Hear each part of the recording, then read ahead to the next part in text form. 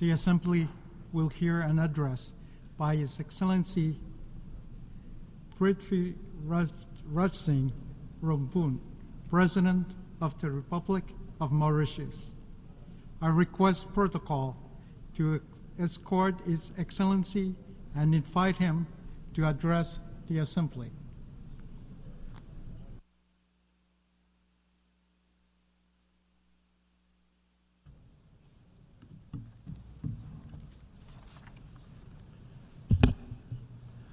Your Excellency, Mr. Philemon Yang, President of the General Assembly, Your Excellency, Mr. Antonio Guterres, Secretary General of the United Nations, Excellencies, distinguished delegates, good afternoon. Mr. President, I also warmly congratulate you. Mauritius is proud to see a son of Africa assume the high office of President of the 79th session of the General Assembly. I assure you of the full support of Mauritius. We remain committed to the universal values and noble aspirations of the United Nations. Our appreciation also goes to His Excellency Denis Francis, who throughout the 78th session championed solidarity and unity during challenging times. Secretary General Antonio Guterres also deserves our special recognition for his inspiring and commendable initiatives in furthering the objectives of our organization. Mr. President, the theme being addressed in this August Assembly is in consonance and resonates deeply with the very essence of our organization. The UN emerged out of the ashes of war and untold sufferings. We have a moral obligation to ensure that the ultimate sacrifice of millions of women and men was not in vain. Our organization has since embodied the universal values of peace, justice, equity, respect for the rule of law, and human dignity. It is appalling that we are lately witnessing an erosion of these same values. Unfortunately, might is taking over and impunity still prevails. The dignity of the weakest is being shamelessly flouted on a scale never seen before. Behind protracted conflicts around the world lies inestimable human costs. Mr. President, the devastation and sufferings in Gaza are heart-wrenching. Thousands of innocent lives have been lost. We urge the international community to find a solution for a de-escalation in the region, for a just and lasting peace. And we are convinced that the two-state solution based on relevant UN resolutions and international law will uphold human dignity and equality for all. We welcome the advisory opinion on the legal consequences arising from the policies and practices of Israel in the occupied Palestinian territory, including East Jerusalem. There is an urgent need for a renewed commitment to diplomacy and constructive dialogue, as in many parts of the world, conflicts, instability, and challenges to security are still unabated. Mr. President, the world has witnessed an unprecedented technological revolution in a short span of time. For humanity to benefit from its transformative power, AI governance should be anchored in international law. Current unsustainable consumption and production trends are exacerbating injustices and inequalities. We are at a watershed moment. Mauritius welcomes the adoption of the Pact for the Future, which is a renewed testimony to our collective resolve for the betterment of our world. We also need to ensure that the overall architecture of our global institutions reflects today's realities. Mauritius believes that inclusivity is a necessity and not a choice.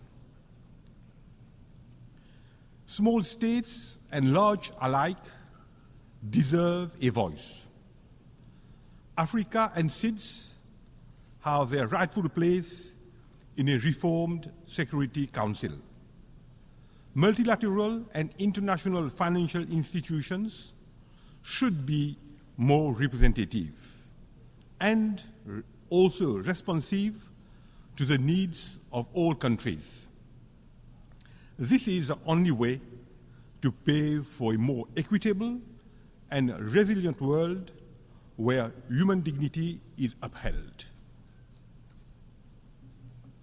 Mr. President, Mauritius believes that human dignity is universal, unalienable, and unconditional. This conviction has always guided our actions. Our multicultural society thrives on fairness, equity, and human dignity. Through unity in diversity, we have strengthened our unique and tolerant society.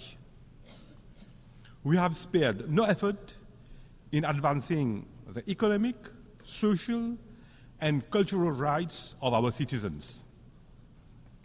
Our commitment to free and fair elections, good governance, and putting people at the center of development remains resolute. We are investing heavily in free healthcare, infrastructural development, free education for pre-primary school to tertiary level, amongst others. We are promoting decent work for all. The empowerment of women and youth remains at the heart of the government actions. These inclusive approaches and supportive policies have contributed to the strengthening of our social fabric.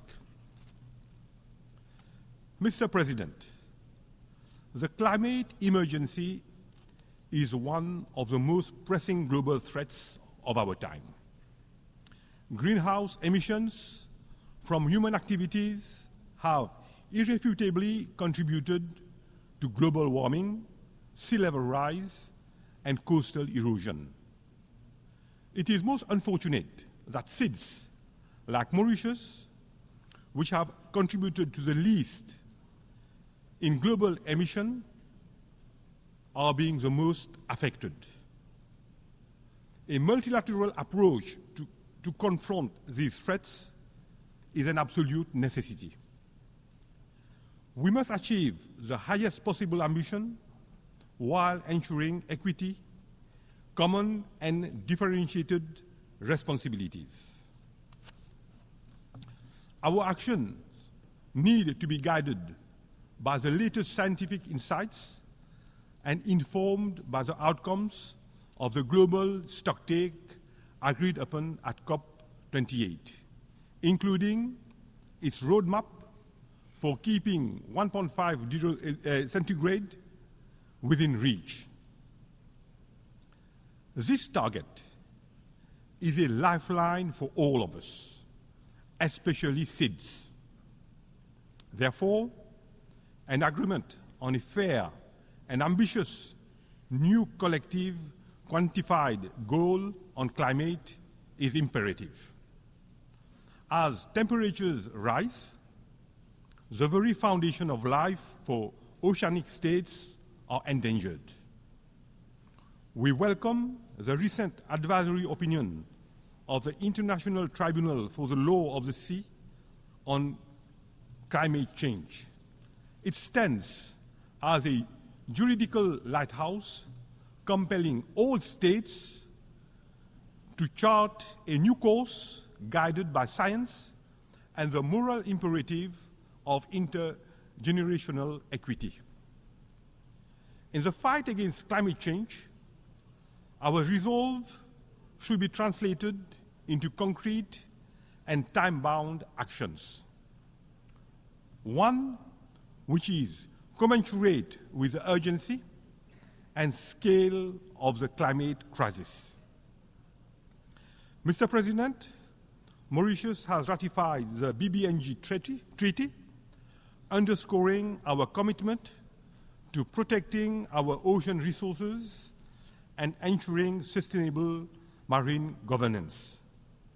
We are fully committed to the implementation of the Antigua and Barbuda Agenda for SIDS, adopted earlier this year. The openness of SIDS economies makes us more vulnerable to external shocks.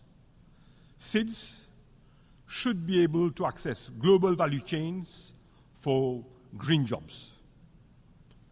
We welcome innovative approaches and the use of the MVI for enhancing the effectiveness of access to concessional finance.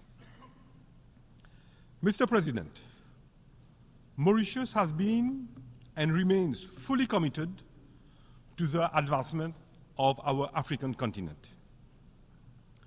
Africa is a land of untapped opportunities. However, our continent is faced with several challenges, preventing it from realizing its full potential.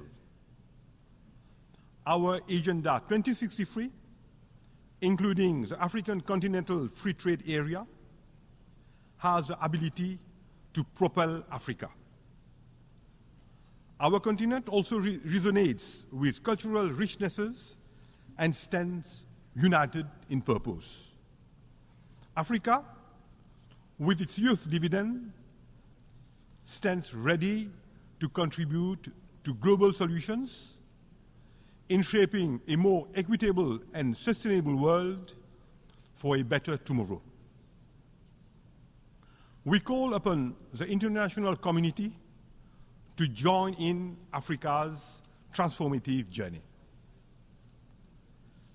Mr. President, Mauritius and the United Kingdom are still pursuing negotiations on the exercise of sovereignty over the Chagos Archipelago, following the advisory opinion of the International Court of Justice of 25th February 2019.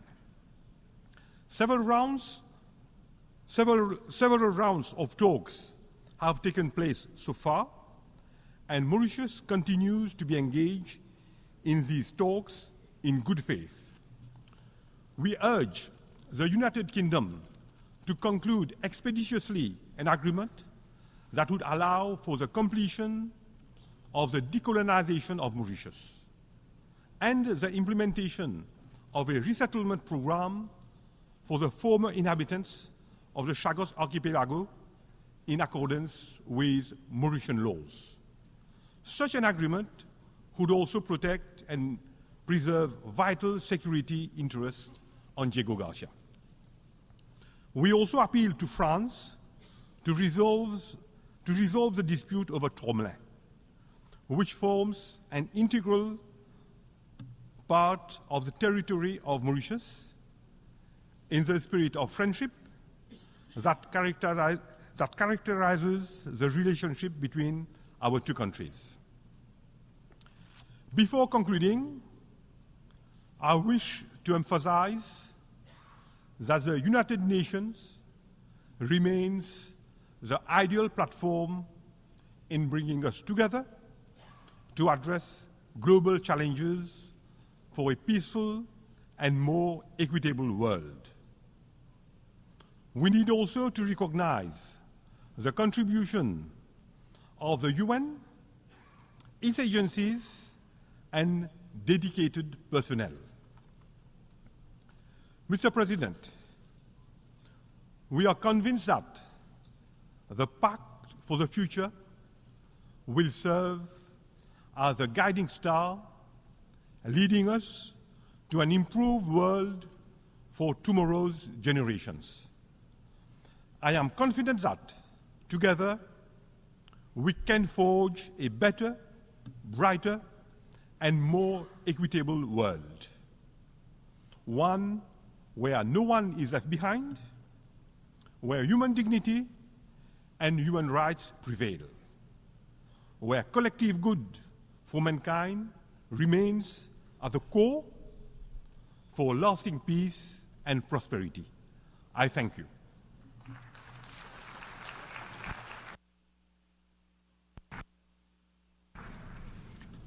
On behalf of the Assembly, I wish to thank the President of the Republic of Mauritius,